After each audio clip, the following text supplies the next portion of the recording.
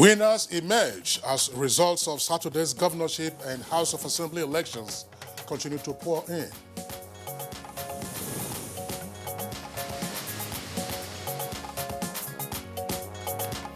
Civil society organizations call for prosecution of electoral offenders.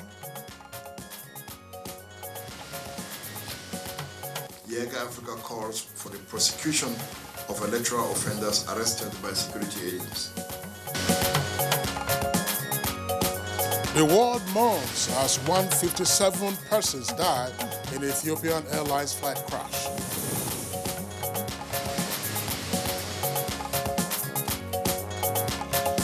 On Good Morning Nigeria today, we shall begin a post-mortem of Saturday's governorship and state houses of assembly elections.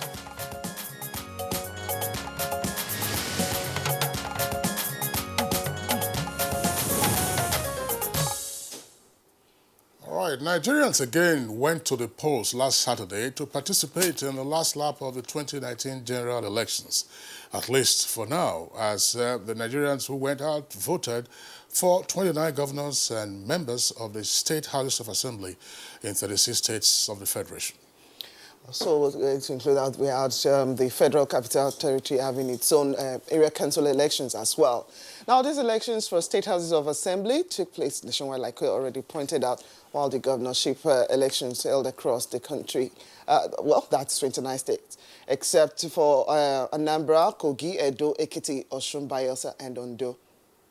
Now, prior to the elections, the Independent National Electoral Commission had given assurance that most of the challenges that were witnessed during the presidential elections had been addressed to ensure a much smoother exercise. Now, despite those challenges recorded, last Saturday's elections have also been described as largely successful, as most polling units opened on time and voting closed as stipulated. Now, reports also indicate that compared to the presidential and National Assembly elections, there was visible voter apathy, as the turnout was much lower than was witnessed on the 23rd of February. Now, with results into about 15 states and many state houses of assembly seats released, we shall on Good Morning Nigeria today examine the conduct and outcome of the elections, both in terms of security, logistics, conduct, and coalition, amongst other things. Of course, Blessing, now, there have been a number of inconclusive results in Saturday's elections. And the big question is, what is the fate of those who sought to become governors in the 29 states, or those who stood for election in the 36 state houses of assembly, plus, of course, the area council elections in the Federal Capital Territory? Who is in and who is out? Nice one, quickly, Kingsley. Well, I guess INEC is providing answers as the results continue to pour in. And also on the program this morning, we shall be joined by our correspondents from various parts of the country who will give us a situation report of what went down in the various areas they covered.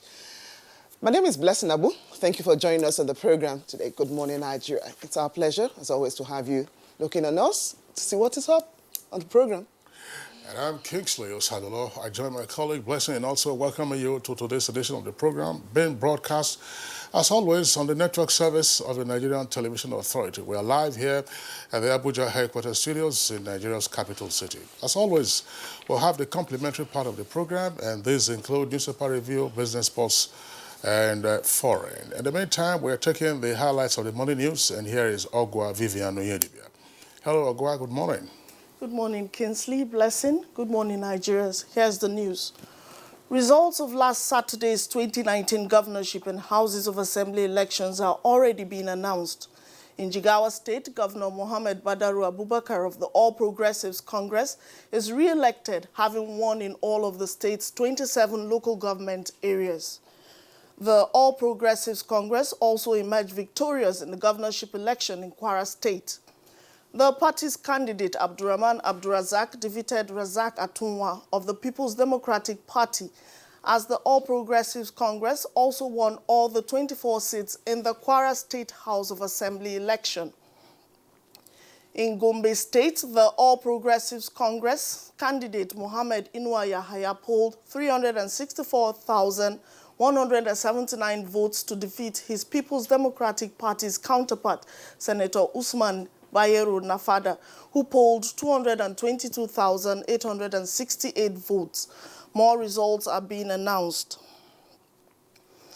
Meanwhile, all election activities in Rivers State were suspended with effect from 4 p.m. yesterday following reported cases of violence and interference with the electoral process by politicians. The decision was taken after a meeting by the election management body in Abuja. The Commission took a position today to suspend all the electoral processes in relation to the elections that have been conducted in Rivers State.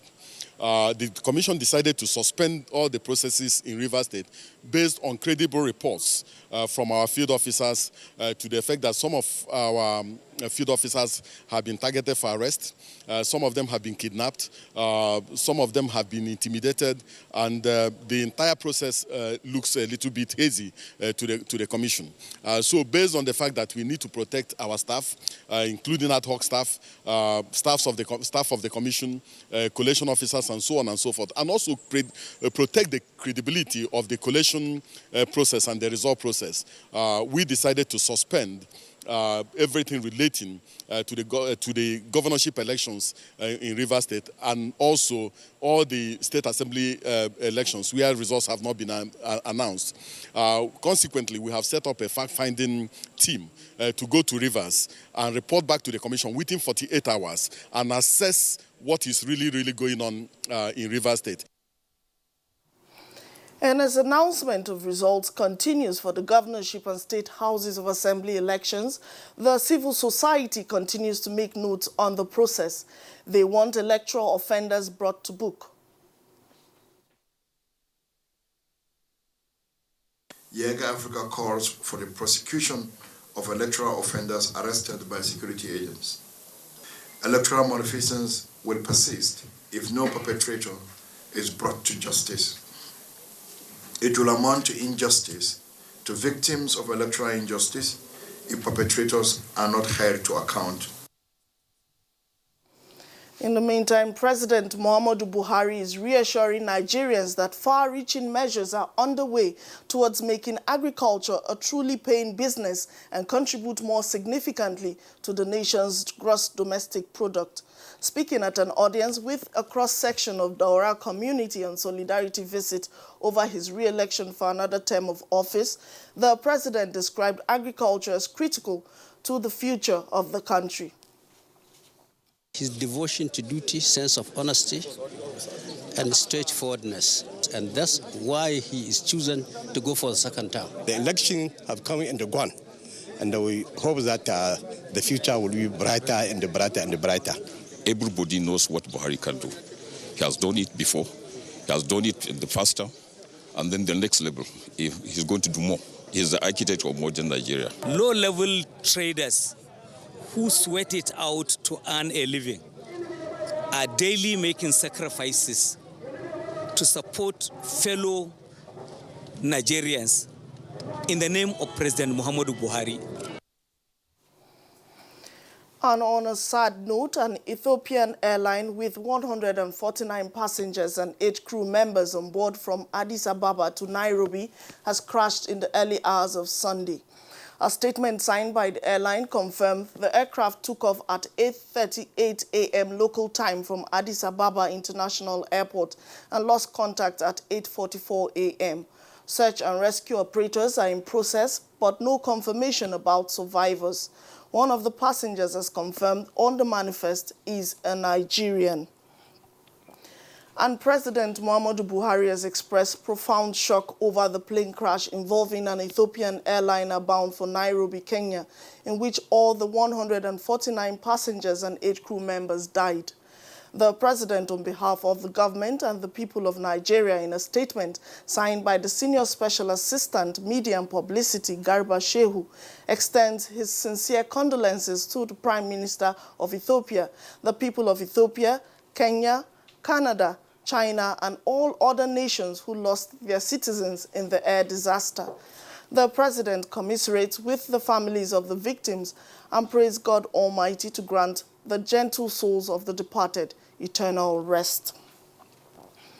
Well, that's the news for now. Good Morning Nigeria continues with Kingsley and Blessing after this break. Team huddle. But we lost. Don't be tired, guys. This isn't a loss. It's a practice for winning. Nothing makes a mother prouder than seeing her child growing up. But I know as he learns to lead, he'll face even more dirt, germs, and risk of illness. That's why in changing seasons, you need strong Dettol protection. Because Dettol protects from up to 100 illness-causing germs. Growing up needs Dettol protection. When I was a little girl, I loved spending time with Mum and Grandma cleaning the house. I was so excited to sing in the choir. And your shirts are always so white. I knew what Mum's secret was. Today, I'm a modern woman that still trusts the secrets passed down to me. It's Jik, of course.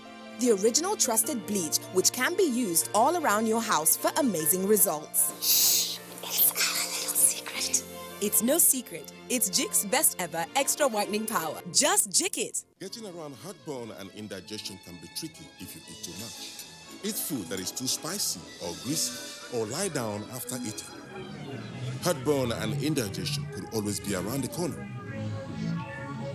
When they come, be prepared with Gaviscon Double Action. It works within 3 minutes and lasts up to 8 hours.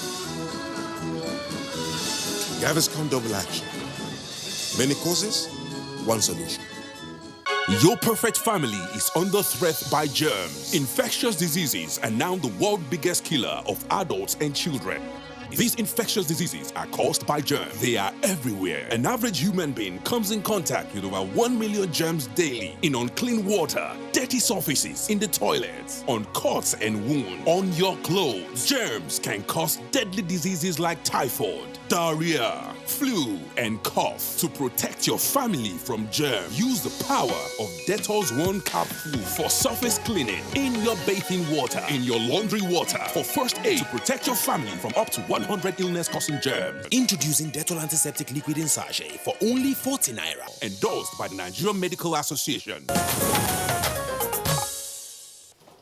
Welcome back. It's good to have you again on the program. On business news, we hear about women and economic opportunities as wife of the president, Aisha Buhari, pledges support for Nigerian women in commemoration of the World International Women's Day. Details with Comfort Amodu.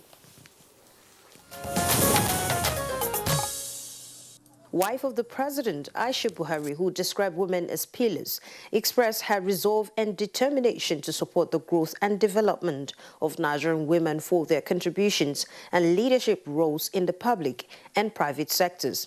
She affirmed her goal of using her position as wife of the president to rekindle the spirit of women for the utilization of their potential for the social, economic and political development of Nigeria. The CBN Governor, Godwin Emefiele, says the Apex Bank is poised to bridge gender gap in the banking sector as achieving gender equality is key to the global economy. He stated this in a message to mark the 2019 International Women's Day. Given the global trend of finding more smart and innovative women, such as the theme of the 2019 International Women's Day, Balance for Better, several Nigerian women are rising to the challenge of being supportive and self-reliant. I'm happy about this, my job, because some people cannot do what I'm doing here today. But I'm always, around 4:30, I'm already awake to do my business, to make, before 9 o'clock, 10, I'm here to serve my customer. I want to have my own money. I don't want anybody to cater for me. I want to also on my own so that I'll have the money. Because it's the money that I used to train myself. I used to pay my school fees with the money. And sometimes I used to give my mom from inside. In the area of growing the economy, some individuals advocate more involvement and participation of women in government policies and programs to increase economic diversification and empowerment to boost productivity. The ideal of it is that women are not supposed to work. Men are supposed to actually provide. But the reality of the 21st century is that both men and women work. And so when you see a woman who is hardworking, a right-thinking man should actually give his 100% support to that kind of a woman. Some of them are engaged in petty trading. Some are engaged in even international business and all that. So they are very, very important, and they are working very hard to sustain the family and the society at large. They also maintain that empowering women economically is pivotal to achieving the 2030 Agenda for Sustainable Development. And as at the close of Trade Week on 8th of March 2019, market capitalization declined to 529.05 billion naira from the previous week's 538.29 billion naira, indicating a 1.72% decrease in capitalization. USI for the week ending recorded a decrease from 749.25 points to 736.40 points. With business news, Comfort Amudu. All right, thank you very much for the business package. Next for us is a review of the newspapers.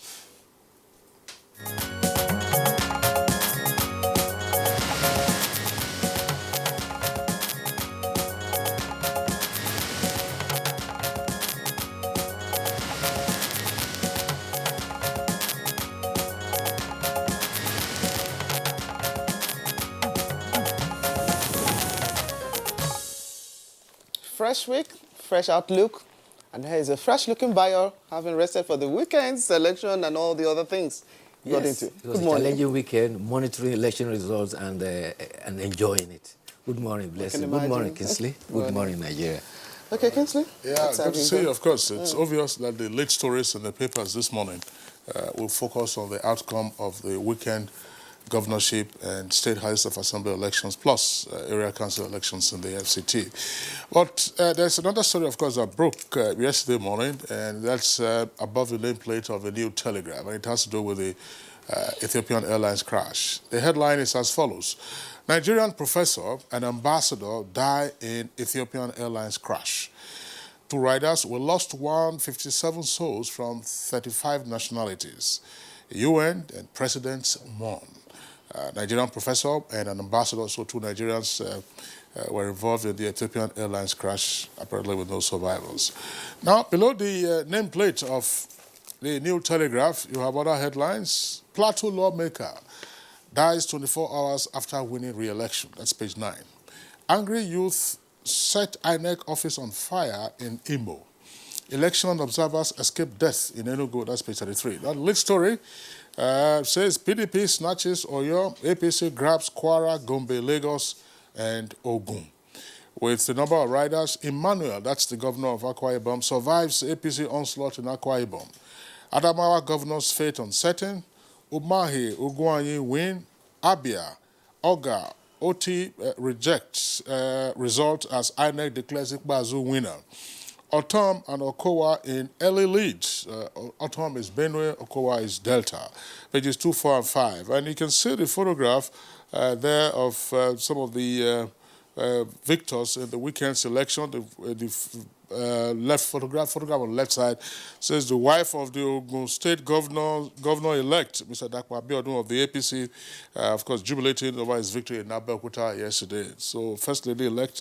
And then on the right, you have your state governorship candidate of the PDP, who is now governor-elect, Mr. Sheyi Makinde, celebrating his victory in Ibadan. Below that, last headline we are taking on the elections from the New Telegraph. Lecturer and others shot as soldiers attack collation center.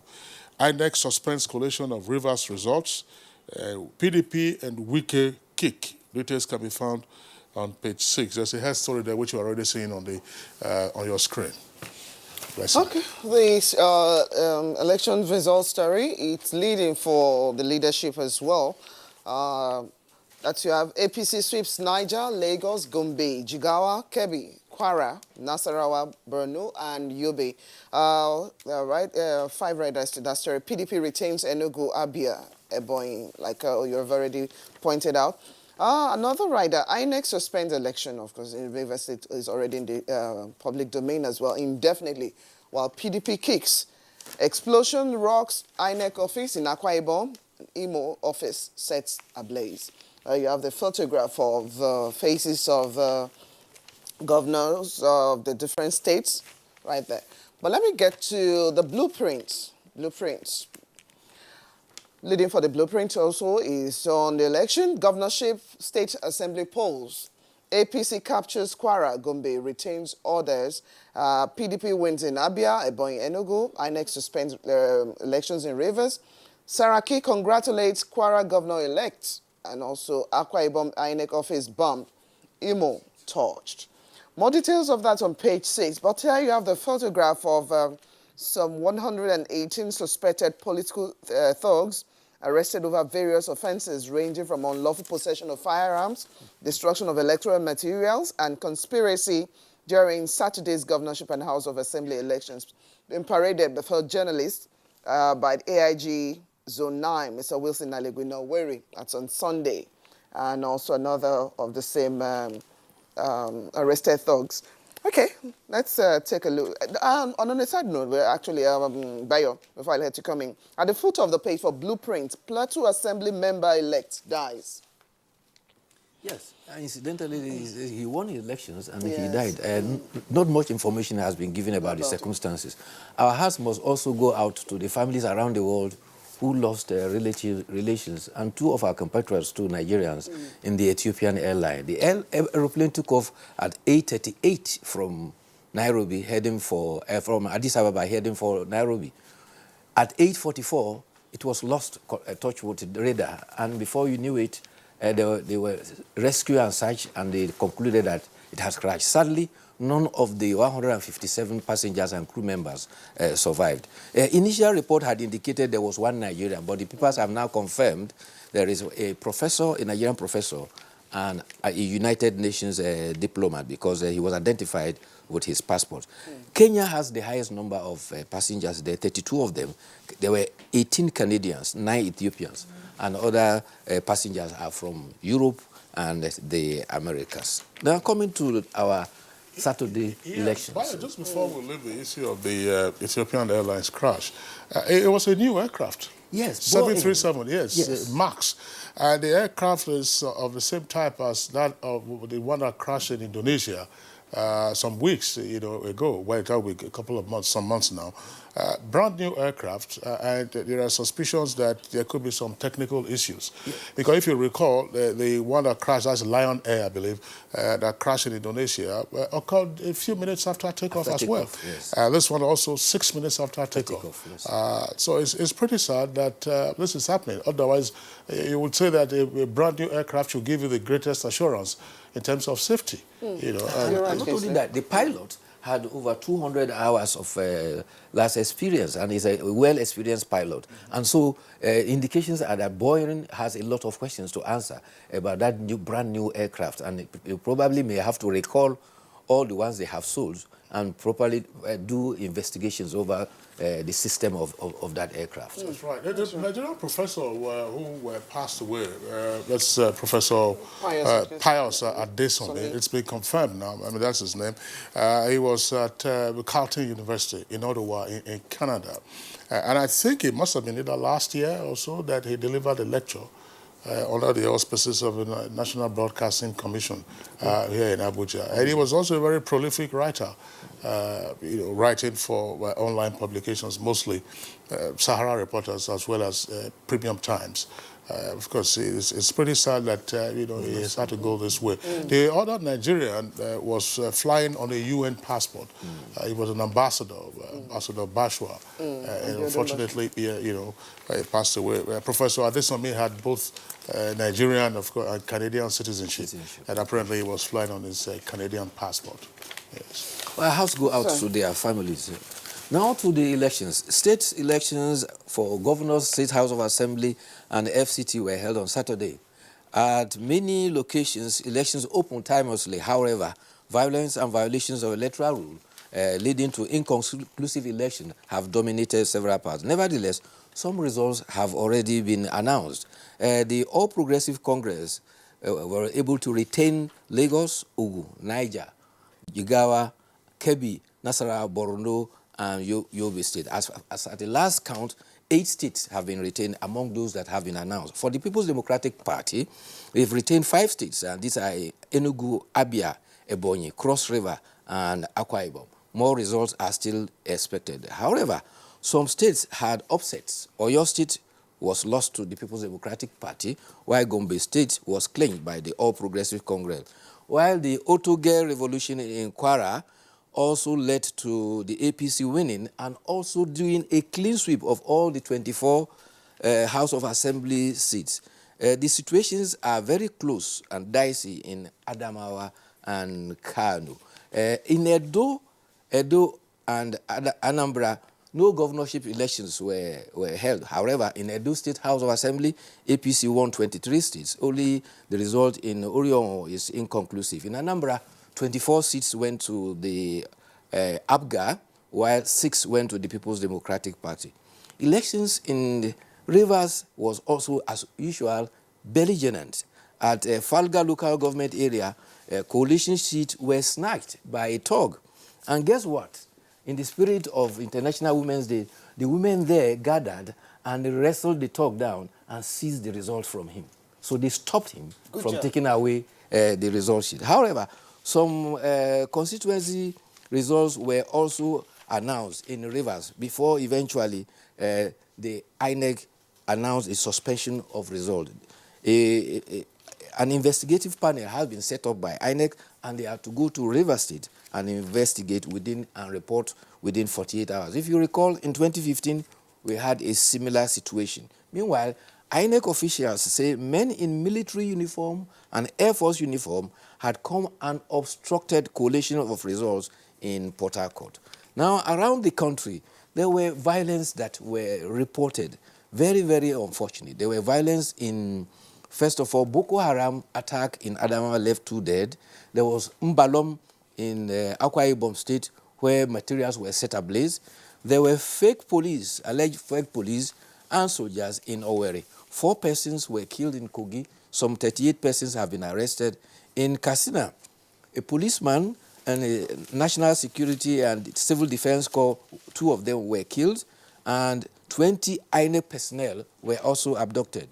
Ballot snatching was at Isialangwa. You recall Isialangwa, where INEC office was set ablaze. Exactly. And in Kano, around Mongwa restaurant, the vehicle was impounded with thumb-printed ballot papers. A member of House of Representatives was shot and he was killed in Oyo State. It is not over. Elections were also mad. Naval ratings were killed in Bayelsa. Bomb blasts from IEDs were triggered off at Mbak-Ende in Cross Rivers. 2 suspects were arrested in Rivers with 200,000 naira. Voter turnout was said to be generally below what we saw 2 weeks ago when there was presidential elections. But in Ondo, Obakoko, hoodlums also set police station and vehicles ablaze. All said, gubernatorial elections in Plateau and Nasarawa Egon are inconclusive. So also are area council election in Buari, Kuje, Kwali area council. Rivers has INEC suspending the election result. All Progressive Congress has kicked against the suspension of the elections in Rivers, and the People's Democratic Party is also demanding immediate announcement of the results. A candidate from Plateau that we said there won the election, but sadly he died soon after hearing the result of the election. But there is also some silver lining, the good side of the politics. The People's Democratic Party, the governorship candidate for Lagos, Jimmy Agbaji, called and congratulated the governor-elect Sanwo-Olu. In Kwara State, Razak Atunwa, the PDP gubernatorial candidate, called and congratulated elected Governor Abdurrahman Abdulrazak. Also, Governor Abdul Fattah Ahmed had congratulated the governor. And in the report we read now, Senate President Bukola Saraki has also congratulated us. So that shows that there's some civility in Kwara State coming from the intense competition that was there. Why still on Kwara? Let's have some understanding. The Otoge slogan that apparently galvanized voters, to vote the way they have done, sweeping the 24 State House of Assembly seats and getting a new governor, in place of what went on. Is this really an ouster of the Saraki dynasty, or what's playing out? Because some are also insinuating that, yes, it required a Saraki insider to also be part of Otoge, that is to say, Bimishola Saraki, who is the sister to the incumbent Senate president, who himself lost the re-election bid about 2 weeks ago. Yes. Actually, the sister and the brother are not always been on the same side of the political party. So if you say it is the end of the dynasty, well, one leg of the dynasty is still with the part of the Otoge. But actually, the Otoge is difficult to translate it. Some say it is enough is enough. But Otoge specifically says the sufficiency has reached its exactness. So we can't go anymore. Enough is enough. Yes, enough is enough. It has reached its exactness. You can't take anymore. Or perhaps you just break it down in the pidgin parlance. You don't do. Okay, Bayo, thanks a lot for that clarification. Now, let's take a look at the front page of Daily Trust newspaper. By the way, all the stories with regard to the headline, lead headline, and the writers, they all focus on the outcome of the governorship elections, which Bayo has already discussed. But there are two headlines we'll take from that below the nameplate. Onogan's trial resumes today. That's page 7. And Nigeria yet to meet $2 billion textile targets 4 years after policy. Details can be found on page 17. Okay, let's take a look at the editorial. It's a solemn one, which I like very much. Editorial is on page 44 of the Daily Trust, and it's on the Lent. That's onset of Lent. Of course, last Wednesday now, Christians in Nigeria joined their counterparts all over the world to commence the 2019 Lenten season. It's a 40-day period of fasting and abstinence that commenced with the marking of the faithful foreheads with ash. That's why it's called Ash Wednesday. This solemn exercise is a mark of repentance and to remind the faithful of their mortality. But yes, Lent is always the first Wednesday in February, and first February in March rather, yes. And it came on last week, and the editorial is reminding the nation and all, particularly Christians, that it should not just be a ceremony that it will come and pass. That Lent has three significance: fasting, abstinence, and also almsgiving. And the editorial is admonishing Nigerians that at this point that we are in election period, Nigerians should return to their creator, and particularly in the spirit of Lent, be ones that are fasting, abstain from some of the atrocities that is bedeviling our nation, and also be kind to the less privileged. And they are enjoining Christians to congratulate one another and also extend hands of fellowship to other peoples of other faiths and enjoin them to apply the lessons of Lent that they learn. They should not just let Lent pass, but they should allow Lent to pass through them. At this time of election, we should pray for our nation so that we will have peace and peaceful coexistence. Yeah, very well put, Bayo. Thank you for being with us. We'd like to thank you. Let's see you tomorrow. Thank you, too. Okay, it's Good Morning Nigeria. We'll take a short break now. Of course, when we return, we'll be focusing on an examination of the conduct and outcome of last Saturday's elections. So, how do I look, guys?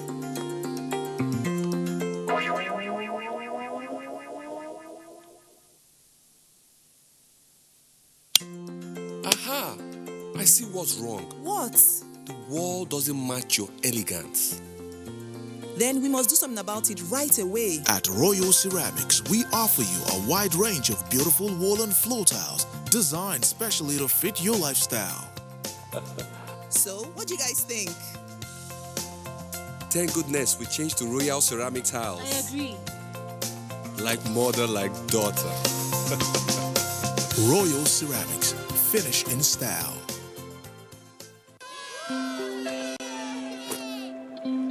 Team huddle. But we lost. Don't be tired, guys. This isn't a loss. It's a practice for winning. Nothing makes a mother prouder than seeing her child growing up. But I know as he learns to lead, he'll face even more dirt, germs, and risk of illness. That's why in changing seasons, you need strong Dettol protection. Because Dettol protects from up to 100 illness-causing germs. Growing up needs Dettol protection. Can I see your particulars, sir? Officer, My particulars no dey here. In that case, you'll have to come with me to the police station. Officer, which levels? Where I for find you something make you take arrange your weekend. What? Offense number 1, driving without particulars. Offense number 2, trying to bribe an officer of the law. I won't harass Nigerians or take bribe. Change begins with me. This message is brought to you by the National Orientation Agency in conjunction with the Federal Ministry of Information and Culture. When I was a little girl, I loved spending time with Mum and Grandma cleaning the house. I was so excited to sing in the choir. And your shirts are always so white. I knew what Mum's secret was. Today, I'm a modern woman that still trusts the secrets passed down to me. It's Jik, of course. The original trusted bleach, which can be used all around your house for amazing results. Shh, it's our little secret. It's no secret. It's Jik's best ever extra whitening power. Just Jik it.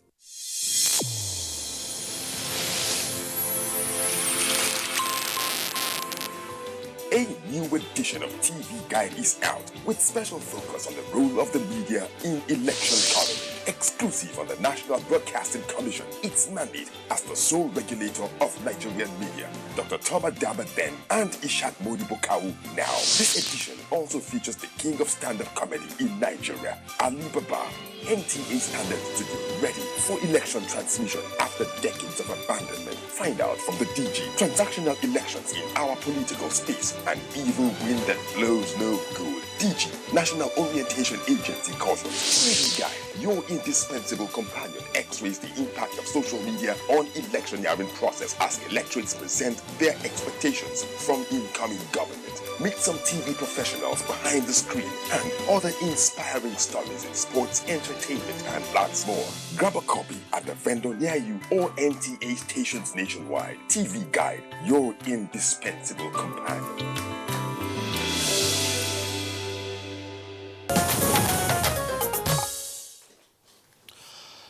You're watching Good Morning Nigeria. We're discussing last Saturday's governorship and state houses of assembly election. Now, as a prompt for our discourse, let's take this background report from Victor Azu.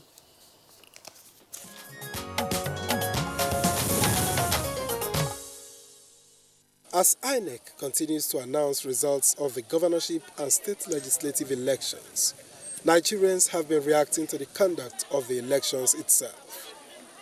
Coming after the presidential elections, the governorship and state houses of assembly elections were characterized by low voter turnout. While the total number of registered voters stands at over 84 million, only 34.75% actually voted in the presidential elections. Saturday's elections were generally acknowledged to have recorded a lower voter turnout.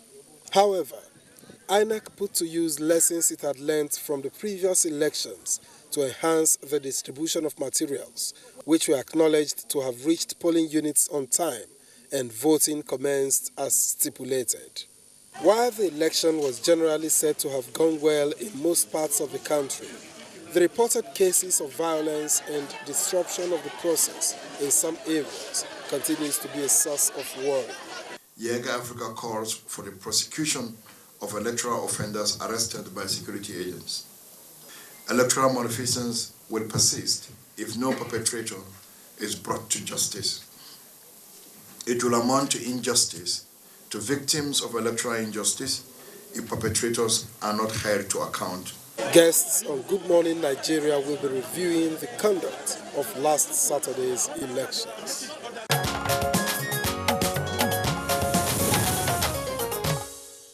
All right, Victor Azul, thank you very much. Of course, we have our correspondents who will be joining us in this conversation. And in studio, we'd like to welcome at this time ACP, that's Assistant Commissioner of Police, Frank Mba, who is the first Public Relations Officer. ACP, pleasure to have you on Good Morning Nigeria. Thank you, and good morning, Nigerians. Okay. Also here with us in the studios is Jide Ojo, a public affairs analyst. Of course, he's had very little sleep since the weekend, and is with us in the studios this morning to continue with his analysis of what transpired at the weekend. Jide Ojo, pleasure to have you. Thanks for having me. Good morning, Nigerians. Okay. And two of our correspondents will be taking in the meantime from Uyo, that's the capital of Akwa Ibom. We have Miriam Vincent Okol. She's joining us via Skype. You can see her on the screen. And we'll also be joined by Susan Eze, who's coming in from our Enugu Network Center. Well, of course, let's begin this conversation, Blessing, with Miriam, yes, who's with us via Skype before we lose contact with her. Miriam, tell us what happened in Akwa Ibom. Did things go well, or were there glitches and horror stories? Kingsley, good morning, Nigeria. I would say that in Akwa Ibom State, things went well to a very large extent. This time around, we witnessed an improvement in terms of takeoff time for voting and accreditation, unlike the last time where materials got to some centers very, very late. As at 6:30, most centers had received their materials and the electoral officers were very much ready to commence. And in most of the centers too within Uyo and neighboring local government areas, we saw that accreditation and casting of ballots started very early. But one thing that was very spectacular about this very election, the last time we talked from Uyo, I did say that the politicians took it upon themselves to enlighten the electorate as to how to thumbprint or to print on the ballot paper. This time around, it was a swing. We saw that the electorate themselves took it upon themselves to also work with the security agencies to ensure that materials that were distributed to polling units were very well protected. For instance, where I monitored, I got to the center and I discovered that some stern-looking young men were standing around. Initially, I was scared. I felt like running away from the center, but I decided to stay on. And immediately the materials were offloaded at our own center and then moving to another center. I discovered that these young men boarded their vehicles, some on motorbikes, and then went along with the buses that were carrying the materials. That was the same thing that was replicated in most of the centers where election took place in Akwa Ibom State. So we discovered that the people were very much involved in securing the materials for elections on Saturday. And that's a standard for Akwa Ibom State. We've never seen it happen that way. And that also goes to tell you how competitive and steep the election was in Akwa Ibom State.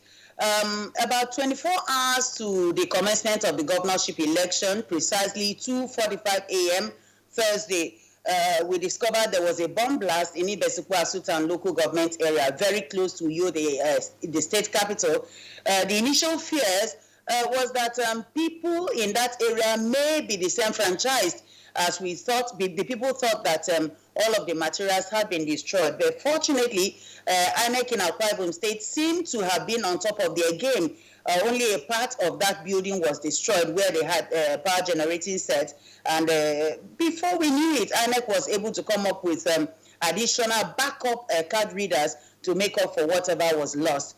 We also had an incident at Paden in local government area, and that happened at about 1 a.m. Sunday, where there were two explosive devices. One exploded, and the other did not explode, but was the area was rescued. And the one that exploded actually affected a part of the building. But on the whole, it was a very beautiful outing. People were able to go out, even though we had some issues of ballot box snatching in some local government areas. Particularly a Civility local government area had an issue. We also have areas like some parts of Uran local government area and just very few local government areas. But against what was speculated, election in Akwa Ibom State was to a very large extent very peaceful. Marianne, still talking about the conduct of the last Saturday's election. Well, it's been reported that generally over the country there was this low voter turnout. What were your observations from the areas you covered as well? State, I don't think we didn't have such an issue. For instance, we had a total votes cast standing at 712,037. which I think is a good one. People came out. The voter apathy issue was not here because this time around, unlike what we had during the presidential election, the people we interacted with told us that they had to come out against speculations of violence ahead of the election for the singular reason that this is like a local voting for them, where they have to come out to decide who leads the state in terms of governorship and the state houses of assembly. So we had a large turnout in Akwa Ibom State. Most of the centers were crowded and everyone voted. Miriam, that's an exception, to the general perception that there was voter apathy compared to what we saw, for instance, on the 23rd. Is it that all the results are in now, state houses of assembly and the governorship election? And if so, who is in, who is out? Okay, in Akwa Ibom State, as at 12 a.m., at about 1 a.m., we had concluded a collation at the INEC Center, and all the results of the governorship election were announced by the INEC in Akwa Ibom State. But for a Senudim local government area, Senudim local government area has 11 wards.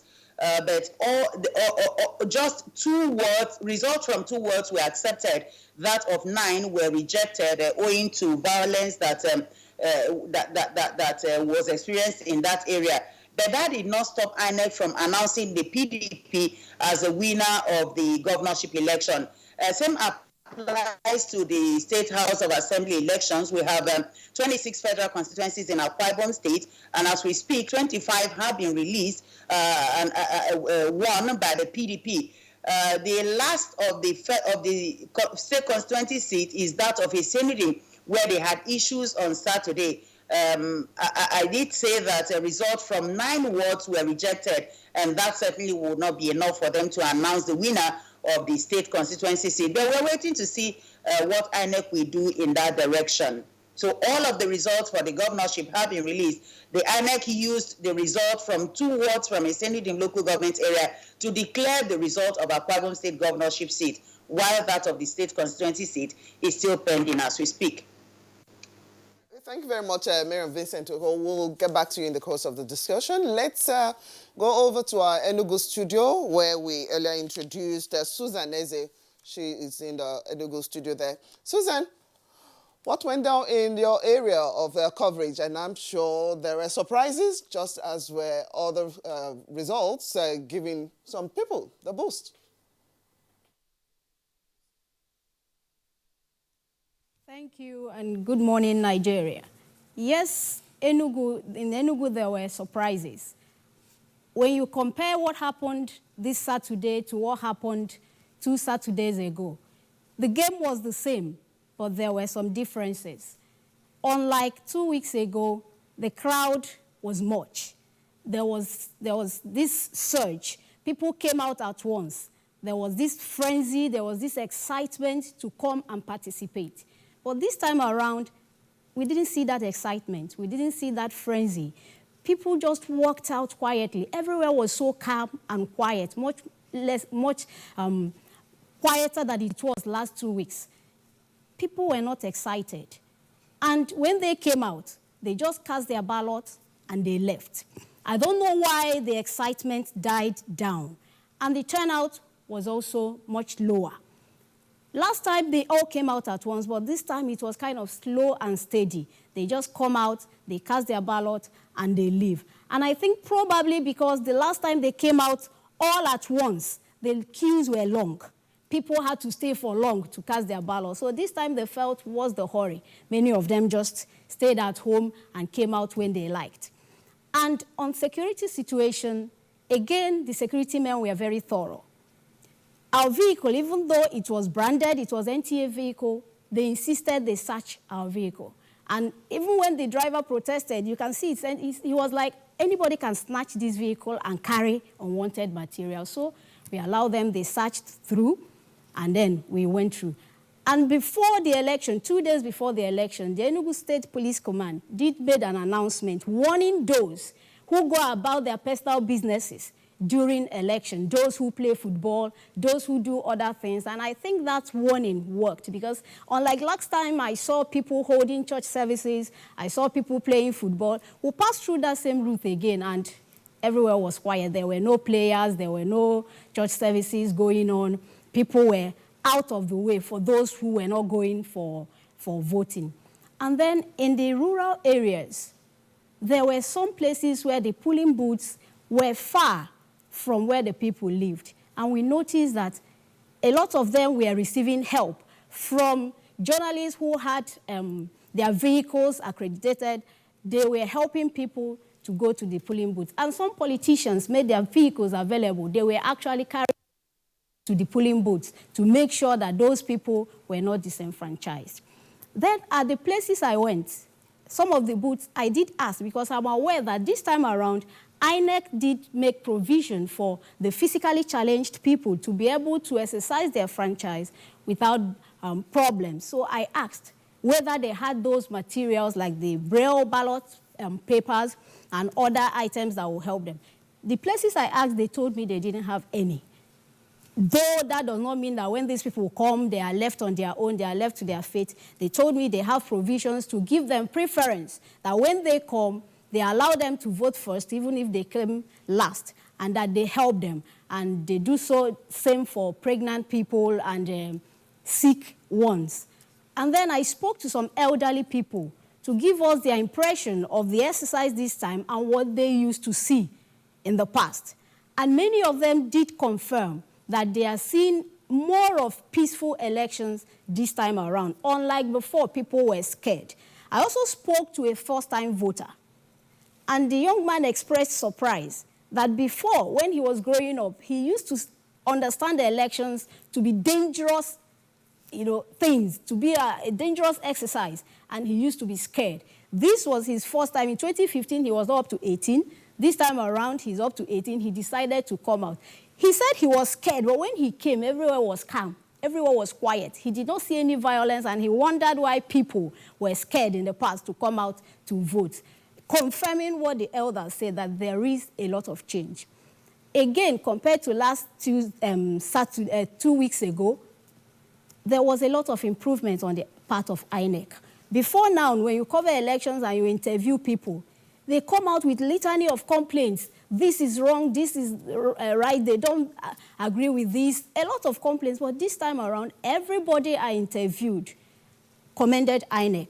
The materials came out on time, they set up on time. In fact, before people started coming out, the INEC officials were already there, working. By the time we arrived, most of the centers we visited, people were already voting. Unlike 2 weeks ago, when we came and the place was empty, we were there when they arrived and started setting up and people were already waiting. But this time around, they were there before the people came out, and people commended them a lot.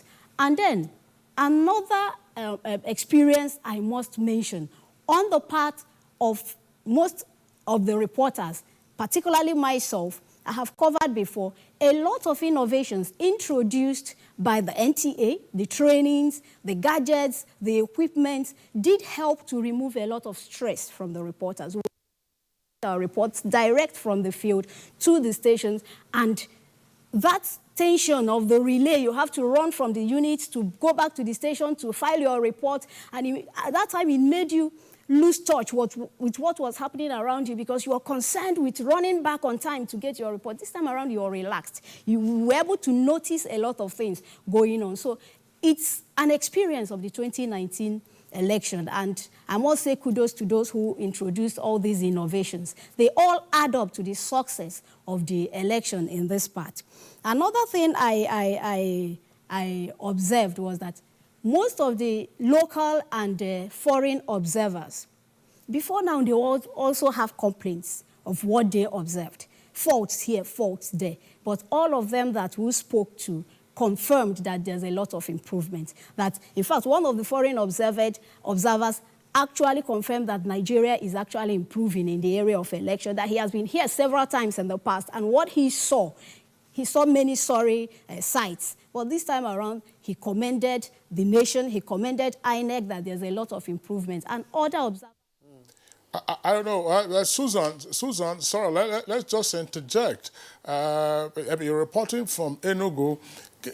What exactly was afoot when there seemed to have been some agitation for the postponement of the governorship election on account of a court order, I think that a court of appeal decision that overturned the exclusion of one of the candidates?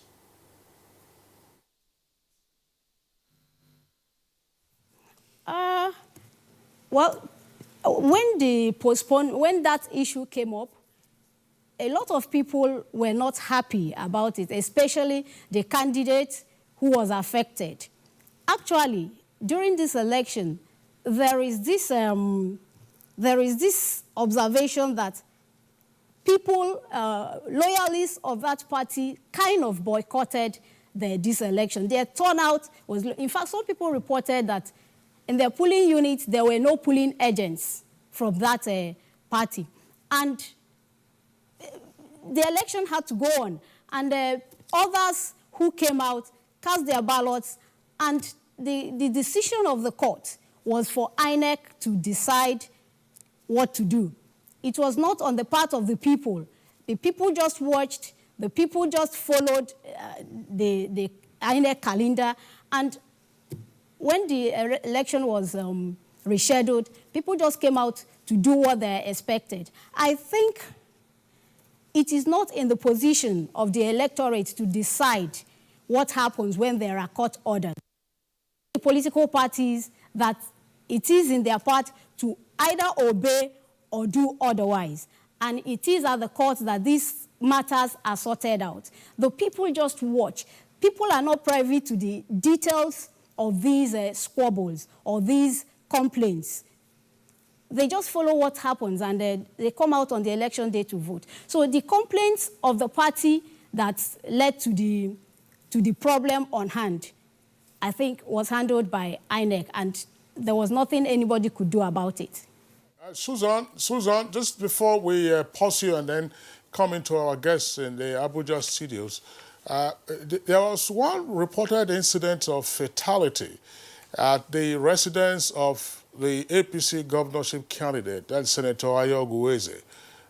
Do you have further information as to what has happened after that incident? Somebody was said to have been shot outside his residence. Right now, what actually happened, from the information I got, some observers were found in the premises, and there was fracas. What led to the fracas is what I cannot say for now. And I understand that somebody was shot.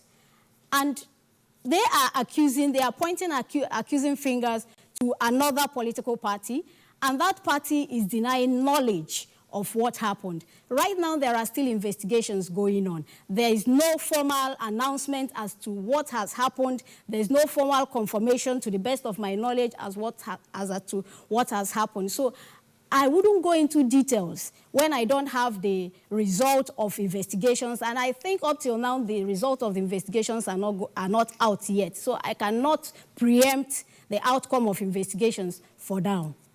Thank you very much, Susan. Smart journalism says if you're in doubt, leave out. So since you don't have that information, let's say leave it at that till we are sure of what we have to report. Okay, back to us in the Abuja studio. We still have our guests seated. We have ACP Frank Oba, first Public Relations Officer, as well as Public Affairs Analyst Jide Ojo. Let's begin with you, Jide. I know you didn't sleep until about the wee hours of today, monitoring and listening on the results trickling in. 23rd February was a deciding factor from all Nigerians, saying this is how we're going to have it go for the elections 2019. First phase, but it will appear the second phase is bringing on greater concerns. Unfortunately so, yeah, but not nationwide.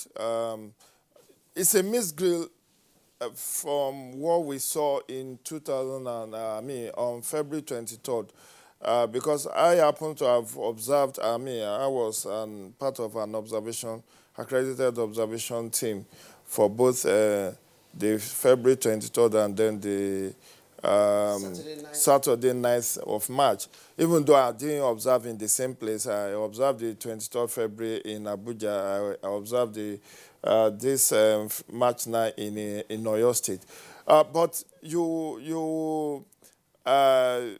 one will be right to say INEC took on board some of the concerns raised for the February 23rd and improved significantly on the logistics, on the processes and procedures of this March 9th election. As your reporters in Enugu and you as rightly observed, I also saw that in Oyo State, for instance, elections started. I went to 4 local governments, Atiba, Oyo West, Oyo East, and Afijio local government area of Oyo State. And in those 4 local governments, we saw that INEC officials were on ground much earlier than they were on February 23rd. The smart corridor worked better. The orderliness of the election, the peaceful nature of the election was far better. But more significantly is that people's vote count and in the determination of the outcome. Of course, the official result is out. We saw the offset in Oyo State. And it's very significant. People voted one way on February 23rd, voted another way on March 9. 2 weeks apart. What changed? People are able to distill national elections from local elections or national elections from state elections. It will then seem that our major challenge as of today is the political elite, the political actors, the not in my backyard attitude that some of them are putting up in some places is what is trying to discredit this human effort of the Independent National Electoral Commission. Because no matter the level of, you can legislate for whatever you like. You can't legislate attitude. People that have made up their mind, irrespective. You don't expect to see arson, abduction of INEC officials, and all the shenanigans that played out in some parts of the country, particularly Rivers and a couple of other states. You saw that in about 4 states now, the election has been declared inconclusive. Bauchi, Plateau, Sokoto, Kano. Kano, I'm not too sure. As at the time we monitored, the outstanding local government of Nasarawa local government, the regs did say once the result is out, they are going to call. But you know what happened? We are reportedly key player in that place were trying to frustrate the result of that deciding local government from being officially announced at the State Collation Center. This resort to self-help, this attitude of it's either my way or highway, this attitude of yes, police may deploy 200 policemen per polling unit, but in as much as they are not harmed, we can send our political thugs they are armed to the teeth, disperse the crowd, snatch the ballot box, and orchestrate a cancellation of results of the election in some polling units where our opponent seems to be gaining upper. Because that is what, in my own estimation, has orchestrated this inconclusiveness of election in a number of states. But what could INEC have done different? I know that the biggest room in the world is that of improvement. We know, like Professor Mahmoud Yakubu said on February 16th, when after the postponement of the election by a week, that we actually need to have a conversation around the election management in this country and to set new benchmarks for ourselves. For instance, the issue of inconclusiveness of the election. Yes, it's an administrative introduction to ensure that everyone who should vote has the right to vote in the determination of their leader. But that is an extra-constitutional introduction. Because what the Constitution actually said for presidential and governorship and chairman of local governments meet two criteria. What are those criteria? Have the spread, 1/4 of votes in 2/3 of your constituency, or 25% if you want to describe it in another way. 25% in 2/3 of your constituency. Then have majority of lawful vote cast. Those are the two prerequisites to determining the winner.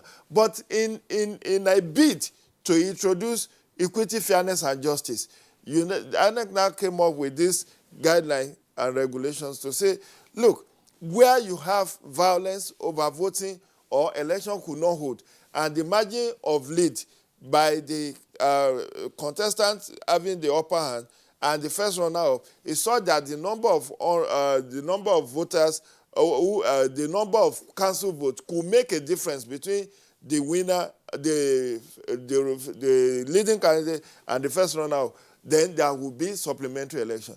But are the politicians not taking undue advantage of this provision to do all manner of sharp practices? All right, Joe, pertinent question. You'll return to that question in the course of this conversation. ACP Frank Oba, of course, you've listened to the other guests, including our correspondents who are out there. But give us a sense of what the police authorities have on their blotter in terms of returns from the security situation of last Saturday's election. Well, comparing this election with the last election, I will say in every sense of honesty that this last election has thrown up greater challenges than even the presidential and the National Assembly elections. We can begin to justify or explain, but at the end of the day, it boils down to a couple of things. It takes a combination of INEC, the security agencies, the political actors and political parties, and then the electors to determine how credible, particularly how peaceful an electoral process can be or will be. No matter what INEC does, no matter what we in the law enforcement community do, as long as political parties and politicians continue to proceed and approach electioneering as a war theater, we will continue to have fundamental problems. If you look at a state like Imo, a lot of the challenges that happen there, you can situate it politically, from the challenges of some intra-party disputes that threw up several candidates to so many other things behind the scene politically. And you could see how charged the atmosphere in Imo has been and was even during the Saturday elections. As at the time I spoke to the Commissioner of Police in charge of Imo last night, they had arrested over 72 persons for all kinds of offenses. It was in the same Imo, Idato South specifically, where we arrested 5 fake policemen, 5 fake military men, and all manners of incidents that were recorded. But on a general note, I would say it was okay on our part as police officers and on our part as law enforcement agents. You could hear your correspondent from Enugu giving a very clear description of what happened. The ordinary Nigerian wants a very peaceful election. Even though there were voters' apathy in so many places, but if you go to our villages and our rural areas, you could see that sometimes the apathy in the urban areas did not even affect them. They turned out en masse. People turned out. The ones that turned out came out to vote peacefully. And so, like Jimmy said, we must continue to push for very productive conversation. How do we get our political actors to begin to see election and electioneering as a civil process? Yeah, well, it's fine that that prescription will come subsequently, but still, reporting on the situation, it seems somewhat unprecedented, if not unusual. The reported incidents of arson on INEC facilities, assault on INEC officials, and just, the sheer lawlessness that you saw in different parts of the country. What is it that the police authorities have about this? Have arrests been made with regard? Because it's becoming almost fashionable. If you get upset, you go to an INEC of a collation center, you strike a match, and then the thing goes. A lot of arrests have been made. Just like I just mentioned that of Imo. Even in Enugu, as peaceful as the election in Enugu was, you also mentioned the incident that happened in the house of one of the candidates for one of the major political parties. Incidentally, that incident did not even happen in a polling center. It did not happen even in the street. It happened in a private residence. The only correction I would like to make, probably taking advantage of your platform, is to correct the impression out there in some quarters that the person that died in that incident was an election observer. The person that was killed in Ibeze North was not an election observer. He's actually someone from that locality who has been identified as Osondodo. An arrest has been made. Investigations are ongoing. The incident in Oyo involving the killing of Honorable Olatoye, alias Sugar. An arrest has also been made. Investigation is also ongoing there. And so many other incidents across the nation. To be honest, it's been a very challenging time for us. When Jimmy was talking, Jide, sorry. When Jide was talking about staying awake all night, you can imagine what some of us have been through. As at 3:30 a.m., I was still on phone with the police public relations officer of Kano Command. Where he equally noted the atmosphere has been tense, but thankfully peaceful. And so across the nation, it has been a very tough and challenging one for us, but we'll continue to stay true to our responsibility of keeping law and order. The law enforcement agents also, they're first human beings before even the uniform in the first instance. Training, this was the top, or at least topmost priority because of preparing for these elections. So it's election security management becoming something from the blues that we cannot seem to have learned so many lessons. You just said what transpired on Saturday is a far departure from what took place 2 weeks ago. So it will appear as if while some other agencies are at least meeting up with some of the concerns that they raised or that were raised about them last election as the presidential one, could it be that we've not learned so much lesson in terms of security architecture or remapping, as the case would be, that we have this flurry of violence being dissipated here and there? Well, you've already said this desperation of politicians, Eric. But why are we not on top of the game, even once we are seeing what's happened in the presidential? Let me tell you something. If not for the kind of trainings and retraining exercises that were carried out preparatory to the deployment of our personnel for these elections, I don't know how you would have handled the fallout. Policemen, members of the law enforcement community consistently came under serious provocation from political actors.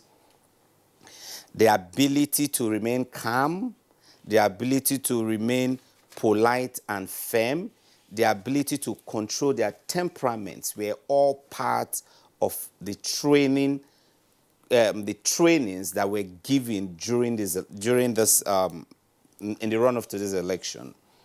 The ability to refrain from the use of maximum force.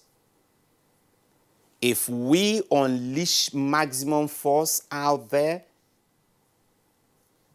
there could be a lot of collateral damages. And so, what you saw is policemen conducting themselves in the most refined manner and trying to manage a chunk of people, especially political thugs and actors that refuse to be refined.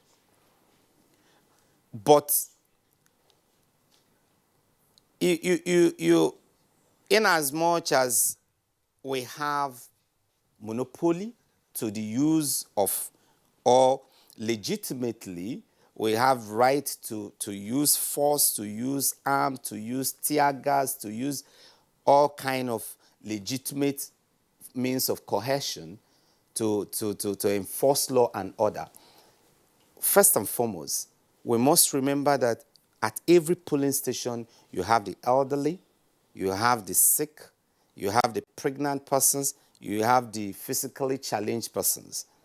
And these are the things you put into consideration before you decide on the amount of force to apply. So, but across the country, we also had a lot of the states that were very peaceful, and we must not take that away. Sure. But like I said earlier, there are rooms for improvement, and we must continue to improve. All right, ACP Franco Bat, thank you very much. Let's return to Miriam Vincent Okon, who is still with us via Skype from Akwa Ibom. Miriam, before we let you go, there are a few things I would like you to clarify. You already talked about the enthusiasm of the voters on Saturday.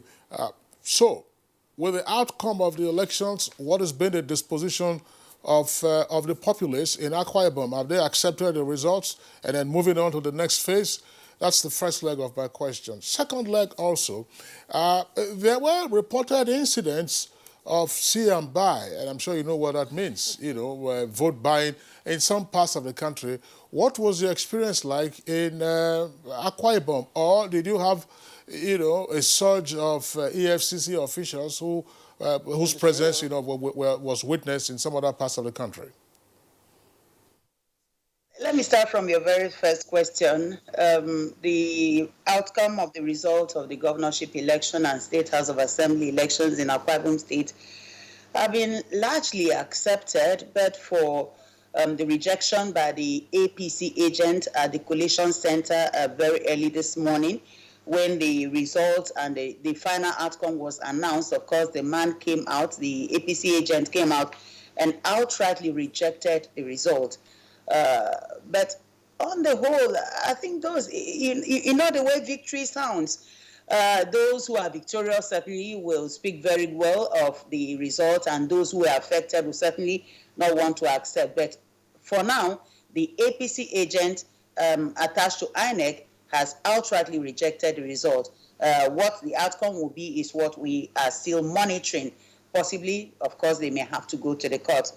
Then secondly, in terms of vote buying, there were speculations of vote buying where the dominant parties and the non-dominant parties were attempting to also get the voters to cast their votes or ballot in their favor.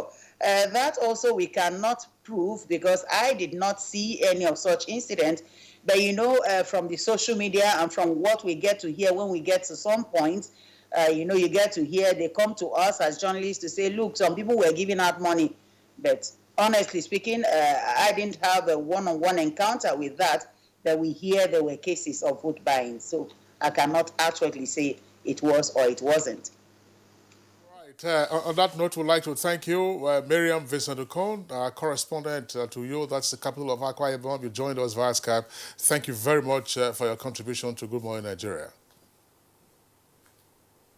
Okay, and we have another of our correspondent who is joining us from our Lagos Network Center.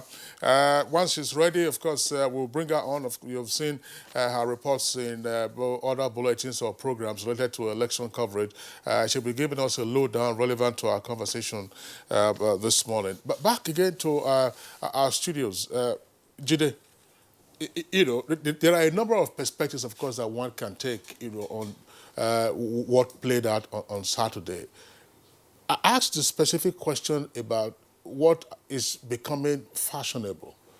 That is arson on INEC facilities and attack on INEC officials. It started off, if you recall, one incident in some remote location in Plateau, another one in Abia. Then, of course, they blew out in Anambra with regard to the voters' card readers. But there were all kinds of sporadic reports of assaults on INEC staff, assault on INEC facilities, rack centers, the three of them in Ebonyi, and collation centers. What are you observing, in terms of all of it? You can frame it as desperation, but what drives this? Is it that there is no deterrence? Is it that law enforcement is lax? Well, it's a number of things. Yes, there's the law enforcement has been very lax in terms of prosecution.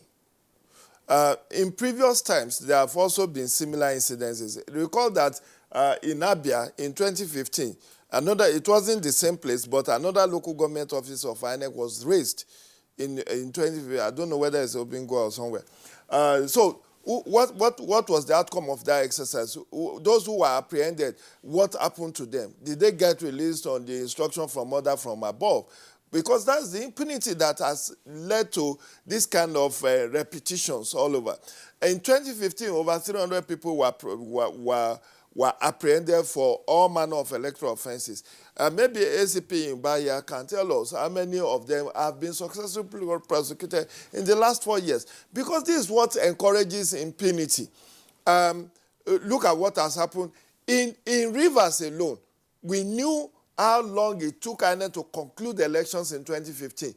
In fact, INEC had to go 3 or 4 times to conduct election, rerun election in Rivers State. What has happened to the gladiators who orchestrated those violence in 2015 that led to even death of INEC official? I recall the young man, what is his name? This youth copper that got murdered. And before this Amakri that died on February 23rd, there was this boy that also was an ad hoc staff in 2015 that got killed. Who has investigated and prosecuted successfully those who perpetrated the arson, the murders that was experienced in 2015 in Rivers. And that is why it wasn't surprising that in 2019 we are still talking of rivers of blood.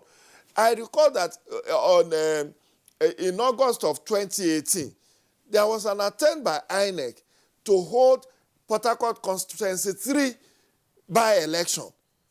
It is inconclusive till today. From August, just one constituency, Port Harcourt Metropolis. Election started off very smoothly. By midday, hoodlums took over, moving from one polling unit to the other, destroyed INEC materials, including smart card readers. We heard in Bayelsa that some 60-something smart card readers got missing. How did it happen? I mean, you see all manner of security agencies on parade, but I quite sympathize with them. When you are being watched and you are not watching, it's easy to run rings around you. And how many can the Nigeria police and other security agencies deploy? They want to have their men on the field. They are also deploying to protect critical assets of the country. Not only INEC infrastructure, even public utilities. So the moment they see that this is where you are focusing your attention, the one that is not being attended to is where they go and take advantage.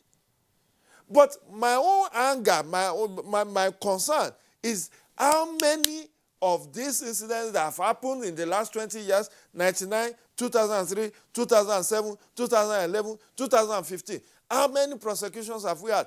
And not only of foot soldiers, but even the masterminds.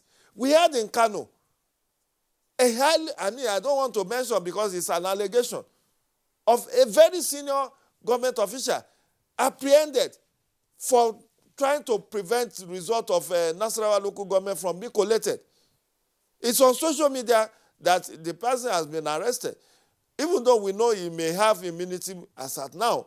But the point is, after the time is served, why don't we go ahead and prosecute these people who have been identified as being involved in electoral malfeasance? So when you have this impunity, and I don't under the guise that, oh, because we don't have Electoral Offences Commission, because INEC does not have power to arrest and investigate, it only has power to prosecute. Yes, I know that synergy has to be there, but I am of the opinion that if we are able to get the masterminds of this crisis, successfully prosecuted, that's where the deterrence will come from. In as far as they go, there are foot soldiers that are apprehended after a few weeks when attention span has diminished or fade off, they get them released and then back to square one.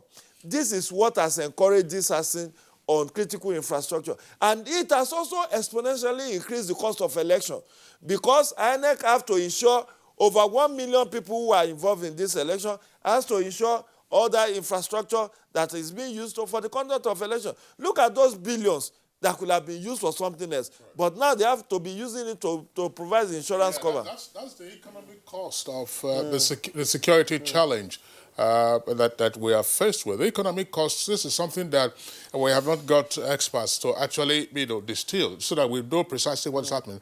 It isn't just that a politician is desperate, as the saying goes, so you sponsor hooligans to go and carry out various acts of arson, plus murders, because the civil society situation room has given an interim report indicating that in the course of the general elections for 2019, no fewer than 58 persons have been killed. In fact, by the weekend, there were reports also of an ASP, that's a police officer who was killed in Sokoto. They ran into an ambush, while they were going on the assignment. I think there was another incident in Kadab which involved civil defense officials, plus of course Honorable Sugar, who was brought down in Oyo. That's right.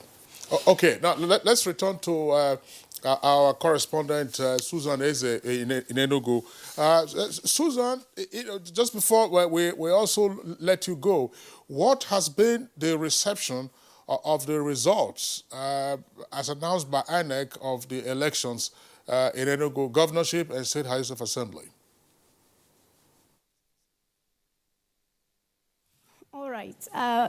According to the results announced by INEC, the winning party, that is PDP, won the governorship elections, and the 24 seats in the State House of Assembly were also taken up by PDP. Of course, the winning party is happy. They are rejoicing. They are comfortable. They are happy with the outcome. But the losing parties, especially the APC that is coming close, definitely, because during the election, it's alleged that they didn't come out. Some of their members were told, as it is alleged, not to come out. So as far as they are concerned, there is no election. There was no election. So, but the action they will take after this is, we just have to wait and see what they will do. Because when they decided that they didn't come out they won't come out for the election, and many of them stayed out, definitely it is expected that the result to them will not be acceptable. But for those who believed in the process and came out for it, they are happy with the outcome. So one group is happy, the other group, they are not happy. But what the group that is not happy will do about the result is what we'll just have to wait and see. that's just the situation for now. That's the result of the election so far in Enugu. Susan Eze would like to appreciate you. You joined us from our Enugu Network Center, where, of course, you are the NTA correspondent. All right, we'll take a short break now. When we return, of course, we have access to your tweets that have come in, plus linking up with our correspondent in Lagos, and then the two guests will still have with us in the studios. Your perfect family is under threat by germs. Infectious diseases are now the world's biggest killer of adults and children. These infectious diseases are caused by germs. They are everywhere. An average human being comes in contact with over 1 million germs daily in unclean water, dirty surfaces, in the toilets, on cuts and wounds, on your clothes. Germs can cause deadly diseases like typhoid, diarrhea, flu, and cough. To protect your family from germs, use the power of Dettol's One Cup Flu for surface cleaning in your bathing water, in your laundry water, for first aid to protect your family from up to 100 illness-causing germs. Introducing Dettol Antiseptic Liquid in Sachet for only 40 naira. Endorsed by the Nigerian Medical Association. Nigerians. Suicide bombers are not spirits. They are not ghosts. They are human beings like you and me. They live amongst us. They are your neighbors. They are your friends today, but terrorists tomorrow. So you must know your neighbor now. Security begins with you and me. Know your neighbor. Be vigilant. Be security conscious. Report suspicious persons, objects, and movements to the police and other security agencies.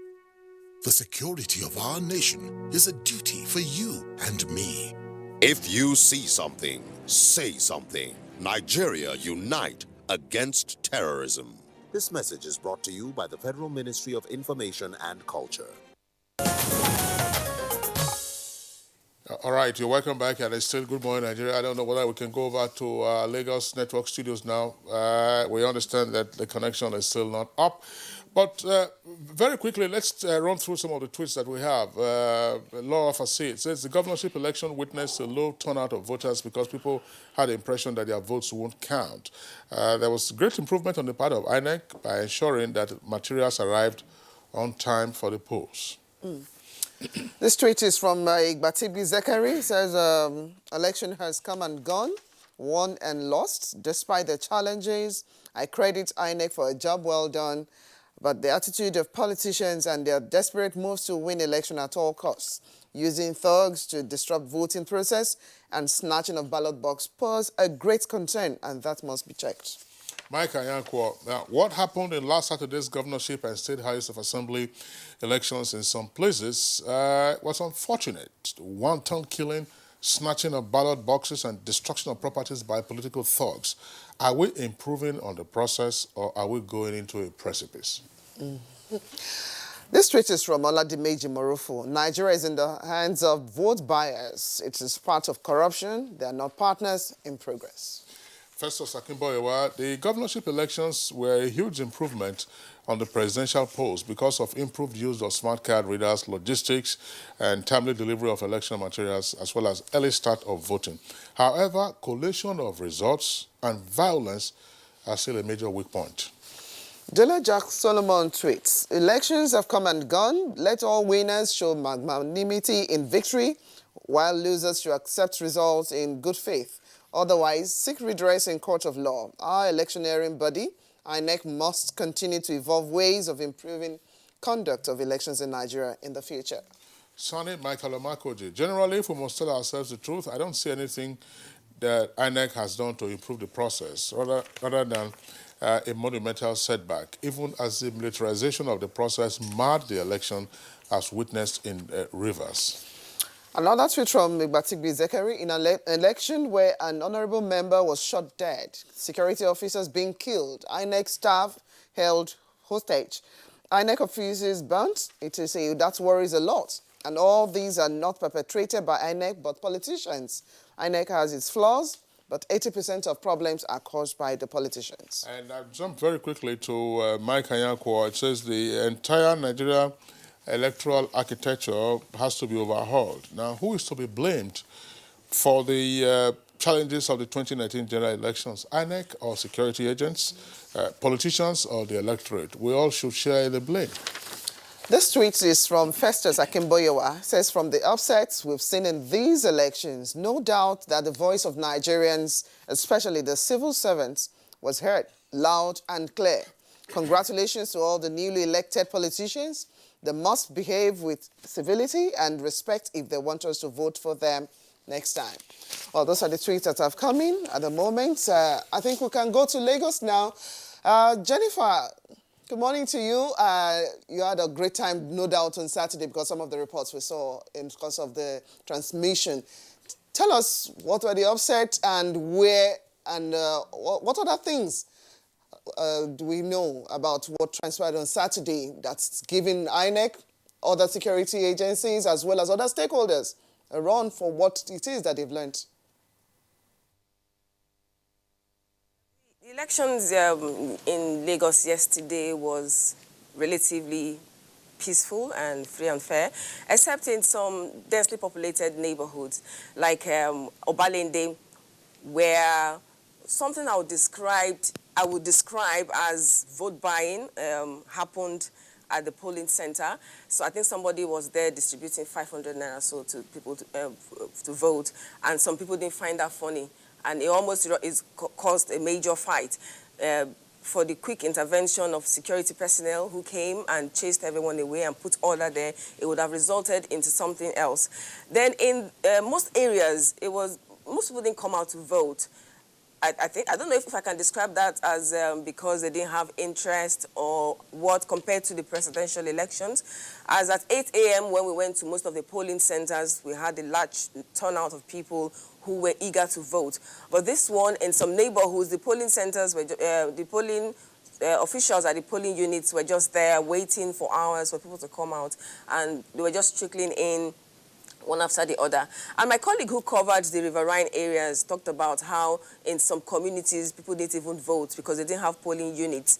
And in those riverine areas in Lagos, because I've covered the riverine areas extensively in the previous elections, and I know that those communities, there are communities like that you can only access by boat. And my colleague who covered it this year said most of those communities didn't even have polling units. So those in that area who would have loved to vote, because they will have to travel some distance to go and cast their ballots, didn't even bother. So there was a low turnout even in areas where they had polling centers. Then in Victoria Island, Ikoyi, Surulere and other areas, people came out to vote, but not as much as they did during the presidential elections. And this also reflected when the results were being announced. Let me just give an example of, maybe for instance, at Jeremy Felodu, when they were announcing the results at the final collation center at the INEC office, where registered voters, for instance, was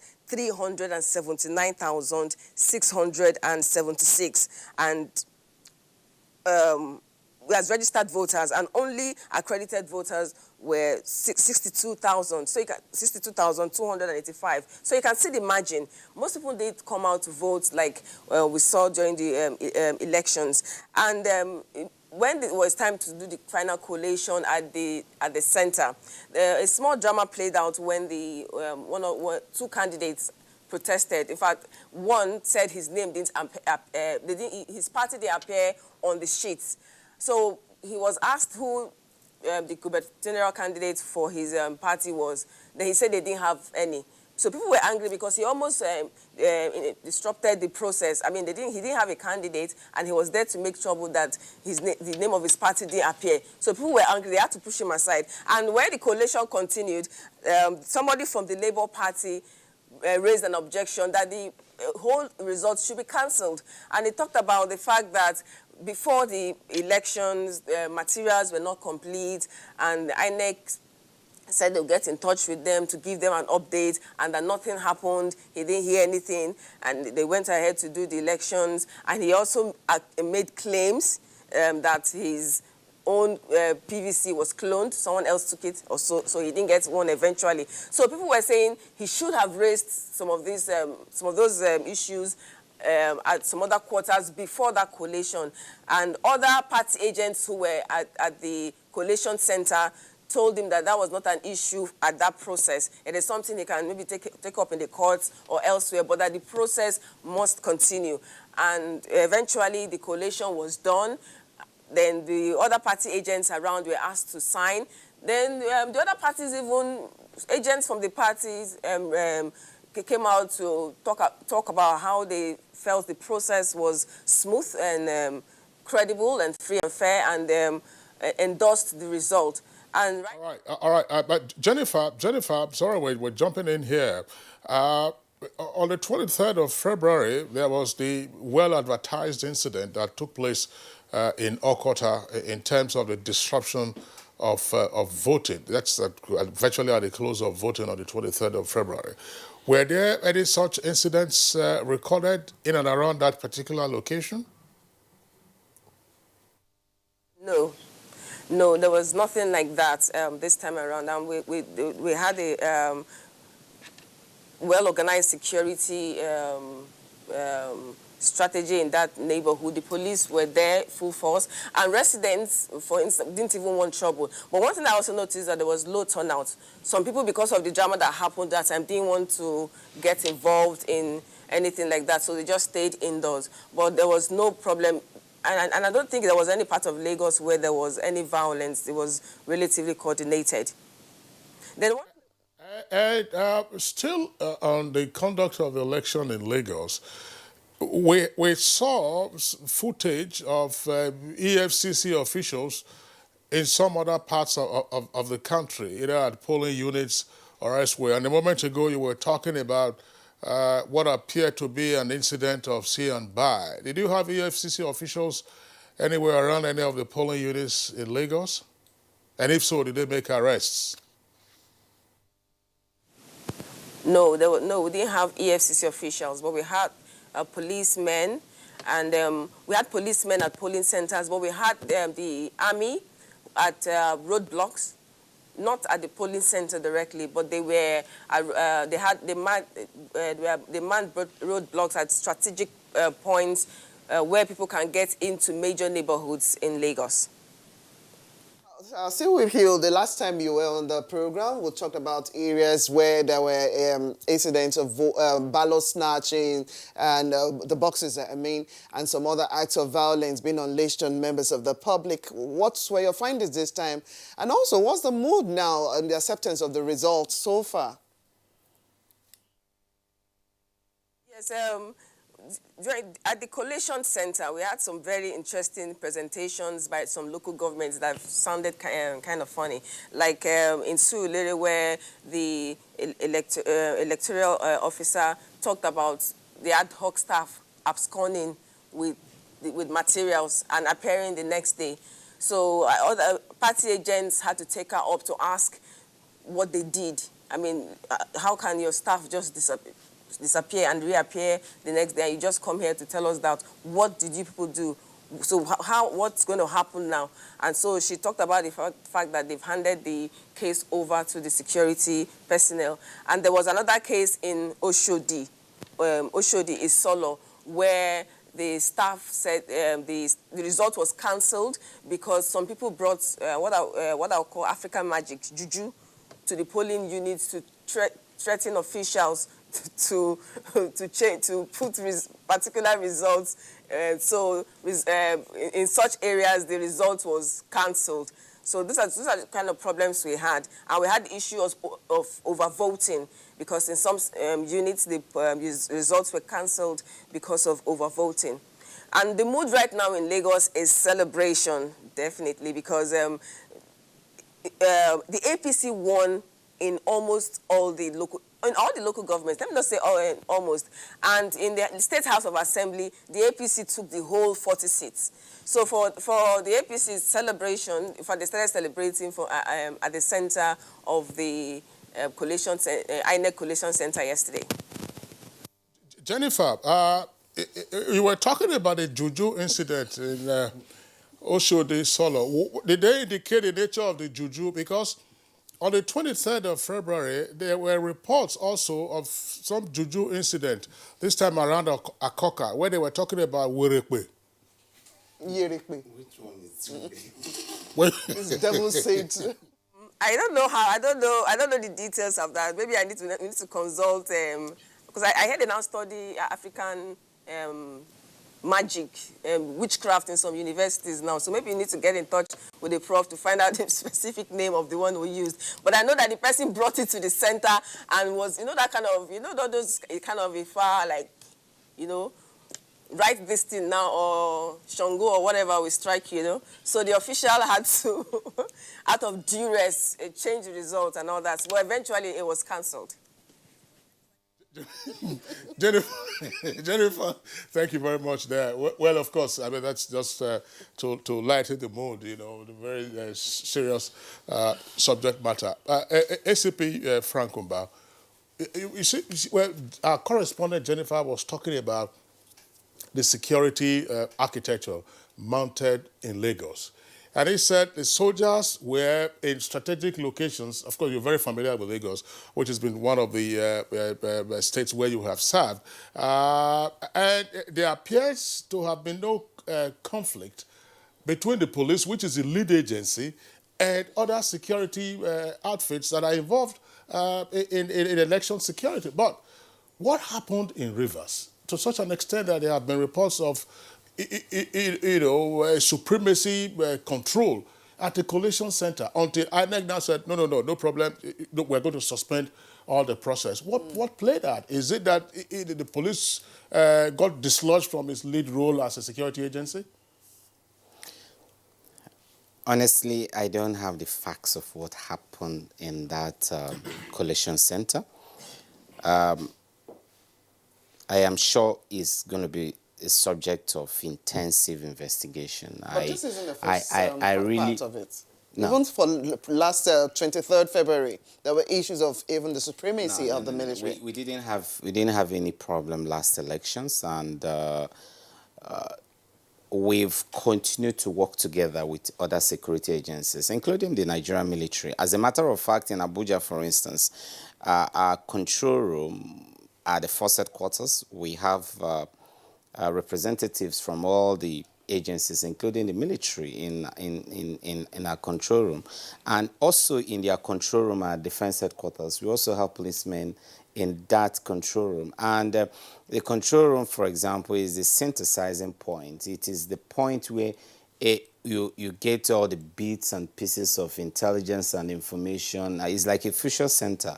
And you don't just receive this information, you analyze them and then send them across to the respective department and authorize officers who need to use them. So I really don't know what happened in Rivers State, but it's something that hours now. Yes, I don't have those facts. I'm working with commissioners of police from 36 states of the Federation. I sit down every moment, every time, receiving information, talking to everybody, talking to area commanders, and talking with the zonal AIGs. So I don't ascribe that to science nature to myself. I don't have that information. No one is. When I do, trust me, I will share it. And but it's something that should interest all of us. Sure. And I think historically, as far as electioneering, the policing of the electoral process in Nigeria is concerned, we've not had any issue with other agencies, and nobody has contested our role as the lead agency in charge of the electoral process. Okay, thank you. Joe, Rivers, of course, will now be, it's going to be rescheduled. There's no doubt about that. Because they have given themselves a 48-hour deadline, which probably will elapse tomorrow. On Tuesday, get a report and analyze it. How can you describe what has been happening in Rivers? And what is needed to be done with regard to the soft form that obviously that state has become, considering also the economic consequences? I mean, Rivers, we also had reports of Bayelsa. These are major oil-producing states. Well, Rivers became what it is when the moment you start, from 2015, supremacy battle between two major political parties, APC and PDP. And of course, there are drivers of that conflict who are very well-known Nigerian, very important personalities. And I think what has been lacking is calling them to order, to sheathe their sword, and to allow peace to reign. Because if these dramatic personnel actually want peace in Rivers, in fact, everything will quieten down. It's a supremacy battle. It's a supremacy battle of saying, I am on ground more than you. And you saw what happened in the reruns, where there were allegations that one part of the gladiator was using federal SARS, the other one was using state police, and to provide some cover for their own area of operations. If this dramatic personnel, I think if it will take Mr. President to call them and give them a marching order that it does not want this supremacy battle to continue, they will allow peace to reign. It's about who is more important in Rivers politics. It's about how many seats can you get for your party. Recall that before 2015, Rivers was a one-party state. The moment you win PDP ticket, you can go home and sleep. It's coronation. Election is coronation thereafter. I'm not sure they even have an opposition leader in the State House of Assembly. But the moment APC came into the picture and some moved into APC and wanting to impress that they have, and which is what also played out in Akwa Ibom. That is where the beginning of this not in my backyard attitude started. And the dramatic personnel are well known, but they are well-connected individuals that some people have decided to look the other way and allow them to have a fight to finish. And that's at the expense of the people? At the expense of the people, because I have been involved in electoral spot mapping at the level of civil society. Go check the literature. Rivers had the highest incidence of electoral violence in 2015. Highest number of deaths. It has remained so even in this election. Oh. So what is it that we cannot consider? I mean, look at what I cited earlier on. A state constituency 3, just one state house of assembly could not be concluded since August last year because of this same attitude of not in my backyard. I am the one on ground. You cannot dislodge me. All right, Jide, as the one on ground here now, let's we'll take one question to ask in all of this. You've made your propositions or suggestions. Where are the elders in Rivers? Exactly. Where are the elders in Rivers? Let's. We have another set of tweets, but we'd just like to appreciate those who have sent. Olowokere Olajide is sent in his tweet to Husseini Baba Mai, talking about Borno and saying that there was no form of violence. Ibrahim Moduaji also talked about the fact that there was violence in the elections, which is regrettable. And Sandy Michael Omakoji, of course, praising the NTA for its painstaking and elaborate coverage of the elections. Festus Akimboyewa as well, calling for, it says, a ban for life from participating in politics for those who perpetrate violence, including, of course, their sponsors. So on that note, we'd like to thank all of you who sent in your tweets, as well as our guests in the studio. And Jennifer, our correspondent in Lagos, if she's still there, we'd like to thank you for being with us. I hope you don't go back to Oshodi Solo to see what new jazz will be in the offense. Thank you very much, Jennifer. And here with us in the studio, Jide Ojo, Public Affairs Analyst. Thank you for your contribution. And ACP Frank Umba, First Public Relations Officer, thank you for being on Good Morning Nigeria. Thank you. Okay, now let's go over to the world of sports and let's hope that we have some of the highlights of what happened yesterday. Arsenal, of course, dismantling Man United, and Real Madrid back to winning ways.